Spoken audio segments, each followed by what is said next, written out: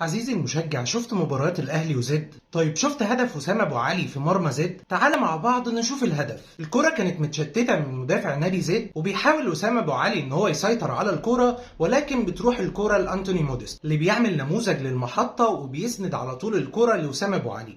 وما بيكتفيش أنتوني موديست إن هو يعمل نموذج للمحطة، لا كمان بيحجز مدافع نادي زد عشان يبعده عن طريق تسديدة وسام أبو علي عشان تتهدى الكرة للشباك. وزي ما قلت لك من شوية إن ده نموذج للمحطة وكمان نموذج للسهل الممتنع، إن أحيانا لما بتستلم الكرة كفيرود وإنت ظهرك للجون مش شرط خالص إن إنت عشان تبقى فيرود فت ومفيش منك اتنين إن إنت تلف بالمدافع وتسدد، لا أحيانا الأفضل إن إنت تعمل محطة لزمايلك أو إن إنت بلغة الكرة تلعب للي في وشك. والنتيجة اللي كده الهدف الأول للنادي الأهلي في مرمى زد. طيب هل دي أول مرة موديست يعمل فيها موضوع المحطة ده ولا جت معاه بالصدفة كده؟ عشان أجاوبك على السؤال ده تعال نسترجع مع بعض هدف عمرو السولية في مرمى سيمبا التنزاني. هنا الكرة مشتركة ناحية الشمال مع رضا سليم ومدافع سيمبا اللي بيحاول على طول رضا على الكرة ويستخلصها ويلعب الكرة على طول داخل منطقة الجزاء لأنتوني موديست اللي بيحجز على المدافع ويعمل محطة ويسند الكرة لعمرو السولية اللي شايف الجون